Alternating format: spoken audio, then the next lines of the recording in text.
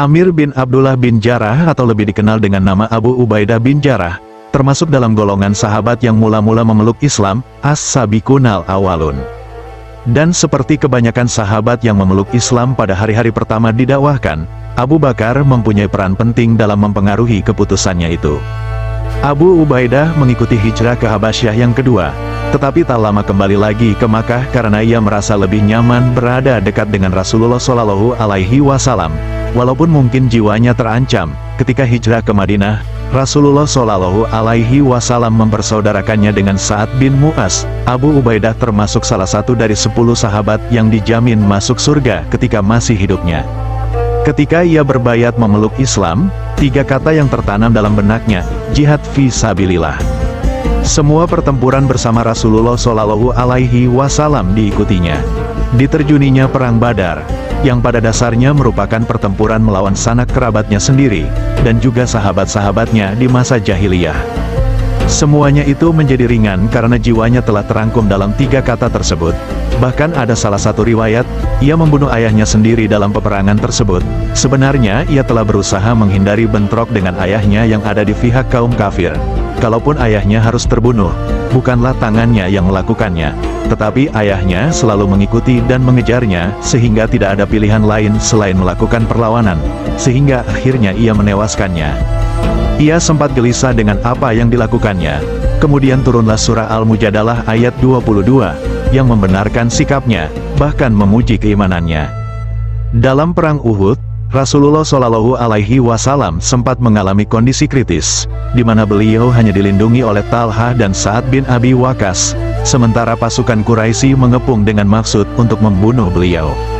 Utbah bin Abi Waqqas melempar beliau dengan batu, hingga mengenai lambung dan bibir beliau. Abdullah bin Syihab memukul kening beliau dan akhirnya Abdullah bin Qomiyah memukul bahu dan pipi beliau dengan pedang.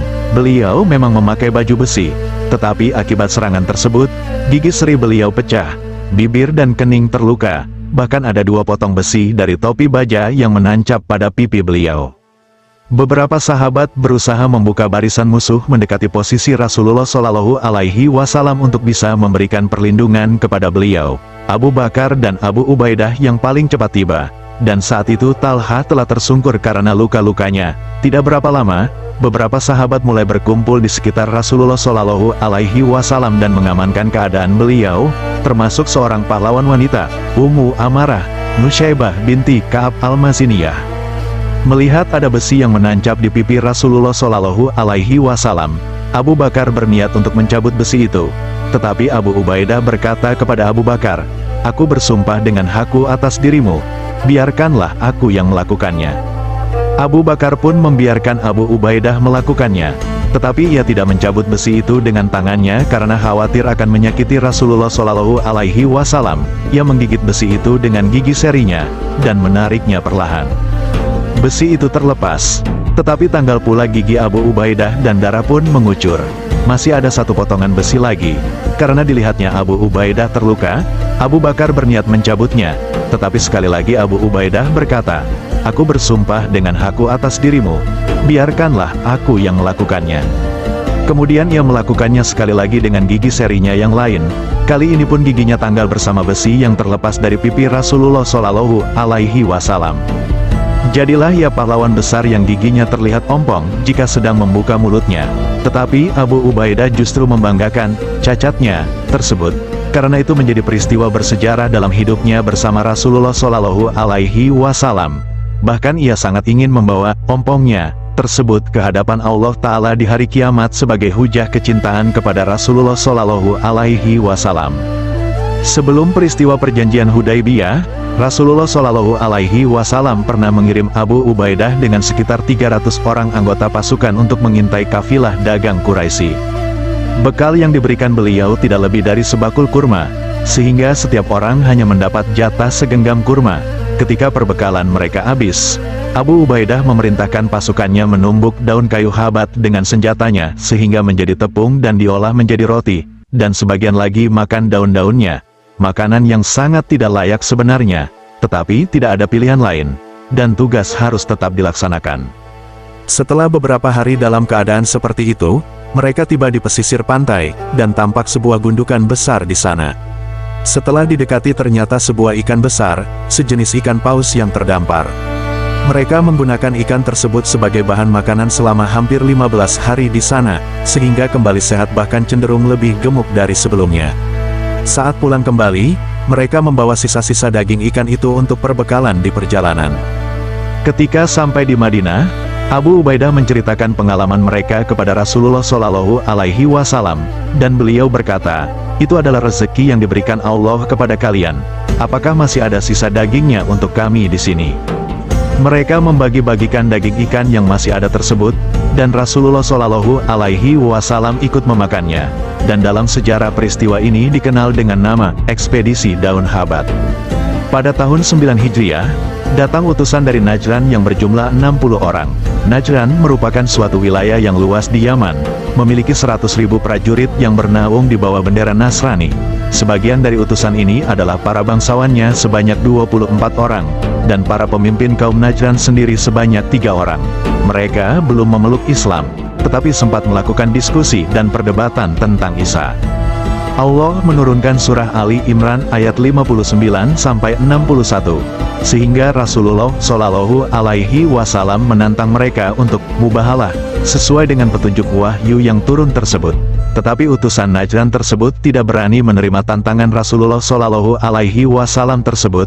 Sedikit atau banyak ada juga keyakinan mereka bahwa Rasulullah Shallallahu Alaihi Wasallam memang seorang nabi, hanya saja mereka masih yakin juga akan ketuhanan Isa.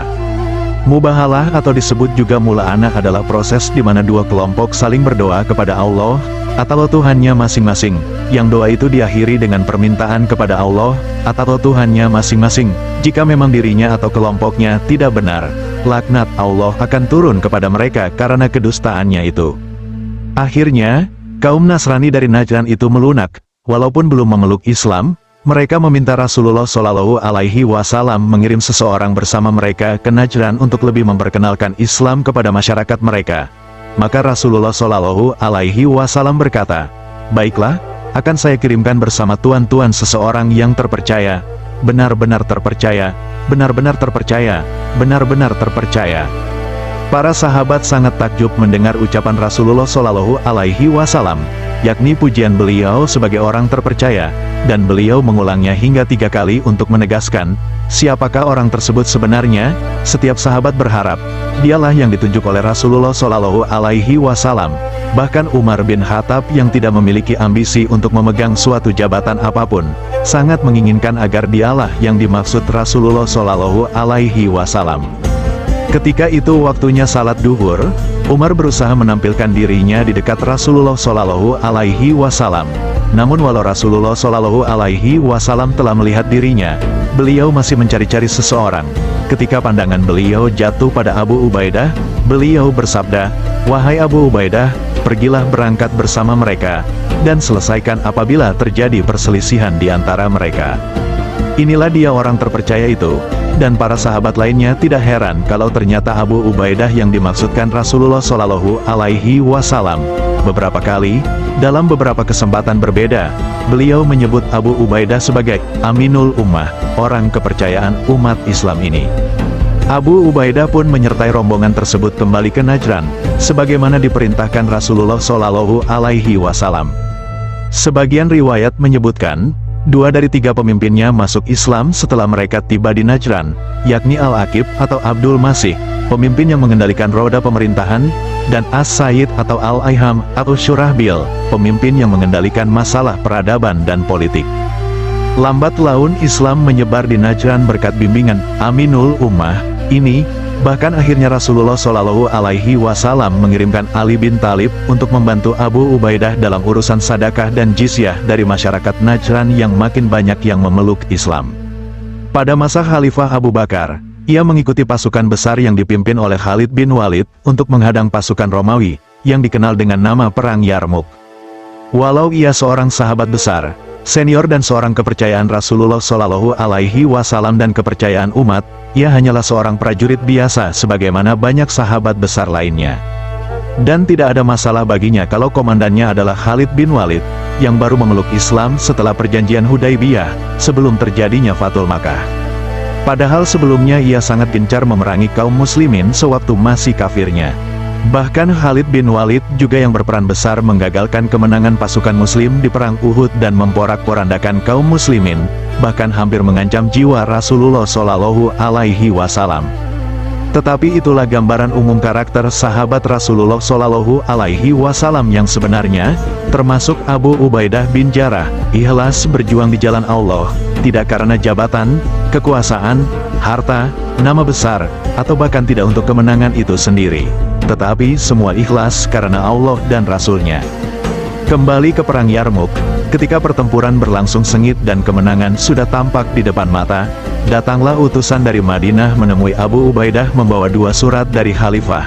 Pertama, mengabarkan tentang kewafatan Khalifah Abu Bakar, dan Umar diangkat sebagai Khalifah atau penggantinya. Kedua, tentang keputusan Khalifah Umar mengangkat Abu Ubaidah bin Jarrah sebagai komandan seluruh pasukan, menggantikan Khalid bin Walid. Setelah membaca 2 surat tersebut, Abu Ubaidah menyuruh utusan tersebut menyembunyikan diri di tenda sampai pertempuran selesai, ia meneruskan menyerang musuh. Setelah perang usai dan pasukan Romawi dipukul mundur, Abu Ubaidah menghadap Khalid layaknya seorang prajurit kepada komandannya, dengan hormat dan penuh tadimnya, dan menyerahkan 2 surat dari Khalifah Umar tersebut. Usai membaca 2 surat itu, Khalid beristirja, mengucap Inna lillahi wa inna ilaihi raji'un, dan memberitahukan kepada seluruh pasukan tentang isi 2 surat tersebut. Kemudian ia menghadap Abu Ubaidah, tak kalah hormat dan takdimnya, dan berkata, "Semoga Allah memberi rahmat Anda. Wahai Abu Ubaidah, mengapa Anda tidak menyampaikan surat ini padaku ketika datangnya?" Abu Ubaidah yang cukup mengenal ketulusan dan keikhlasan Khalid dalam berjuang, menjawab dengan santun, "Saya tidak ingin mematahkan ujung tombak Anda. Kekuasaan dunia bukanlah tujuan kita, dan bukan pula untuk dunia kita beramal dan berjuang, tidak masalah di mana posisi kita. Kita semua bersaudara karena Allah." Sebagian riwayat menyatakan utusan tersebut menemui Khalid bin Walid. Setelah membacanya ia menyuruh utusan bersembunyi sampai perang usai. Setelah kemenangan tercapai, Khalid bin Walid menghadap Abu Ubaidah layaknya seorang prajurit kepada komandannya, dan peristiwa berlangsung penuh ketulusan dan keikhlasan seperti riwayat sebelumnya. Abu Ubaidah wafat ketika menjabat sebagai gubernur Syam, pada masa Khalifah Umar bin Khattab. Saat itu berjangkit penyakit taun, semacam wabah penyakit, yang menyerang dan membunuh beberapa orang sekaligus ketika wafatnya ini.